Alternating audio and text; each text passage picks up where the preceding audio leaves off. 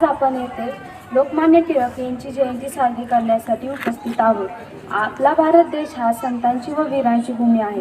या भारत मातेच्या कुशीत अनेक वीररत्न जन्मले व ब्रिटिशांच्या जुलमी राजवटीविरुद्ध मंडाची भूमिका घेऊन इंग्रजांना पळून लावले.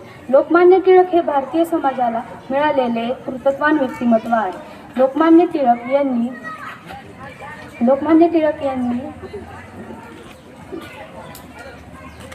टिळक यांनी स्वराज्य हा माझा जन्मसिद्ध हक्क आहे आणि तो मिळवणार अशी गर्जना करून इंग्रजांना सळो की पळो करणारा एक धाडसी कृतत्व व्यक्तिमत्व म्हणून लोकमान्य टिळक यांचा उल्लेख केला जातो.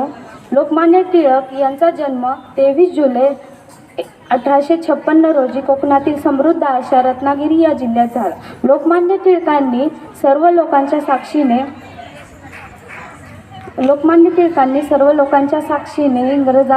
इंग्रजांच्या जुलमी राजवटीचे हरण करण्यासाठी, लोकांच्या मनात देशभक्ती निर्माण करण्यासाठी, इंग्रजांना सडेतोड उत्तर देण्यासाठी 2 जानेवारी 1881 रोजी मराठा या वृत्तपत्राचा पहिला अंक प्रसिद्ध झाला.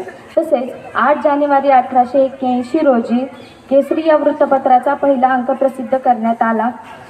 केसरी या वृत्तपत्राचे पहिले संपादक गोपाळ गणेश आगरकर होते. काही काळानंतर लोकमान्य टिळक यांचा श्वासोच्छ्वास जड होऊ लागला व त्यांचे हातपाय हालत नव्हते. अशा वेळी 1 ऑगस्ट 1920 रोजी त्यांचे निधन झाले. अशा या थोर व्यक्तीला माझा कोटी कोटी प्रणाम. धन्यवाद.